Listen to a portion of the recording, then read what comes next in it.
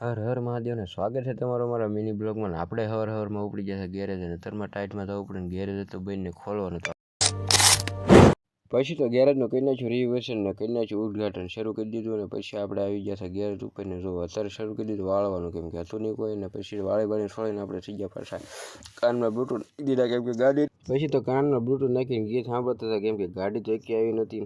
પછી તો પાછા આપણે બેસી ગયા શાંતિથી કેમ કે ગાડી આવે તો ધોવાની હોય ને ત્યાં સુધી તો શું કરવું. ત્યાં તો બેઠા હતા એક ભાઈ આવ્યો ગાડી લઈને કે મને ધોઈ ગયો પછી એનું ગાડી ધોવાનું કામ કરી દીધું શરૂ. જોવો તમે બોલાને બાકી છે એની ગાડી ધોઈને પછી ઉપડે આપણે ખાવા જતા હતા. પછી આપણે આવી ગયા અહીંયા શિવશક્તિ ડાળપુરી અને આથી ડાળપુરી પાર્સલ લઈને ઉપડ્યા પાછા રૂમે ઉપડ્યા આપણે પાછા રૂમેથી નીકળી ગયા ખાઈ બેન આવ્યા. જોયું તો ઓહો ફોર્ચ્યુનર આવી હતી. ફોર્ચ્યુનરનું કામ પતાવી શરૂ કરી દીધી મૂકી દીધી લીફ ઉપર મૂકી દીધી કરી નાખી મૂછી જોયેલું બાકી કરી દીધી મૂછી એકદમ હોલ બાકાજી. પછી તો આપણે શાંતિથી બેઠા હતા એક ભાઈ ગાડી લઈને આવી ગયા. પછી એની ગાડી તો મળ્યા તો ખબર પડી કે શામ્પુલ તો ફૂટી ગયું. શામ્પુલનું પાણી બનાવવાનું શરૂ કર્યું પછી પાછી ગાડી શામ્પુલના પાણીથી ધોઈ નાખી. આજનો બ્લોગ આપણે અહીંયા પૂરો કરીશું. હર હર મહાદેવ ને કાલે સવારે નવા બ્લોગમાં મળીશું.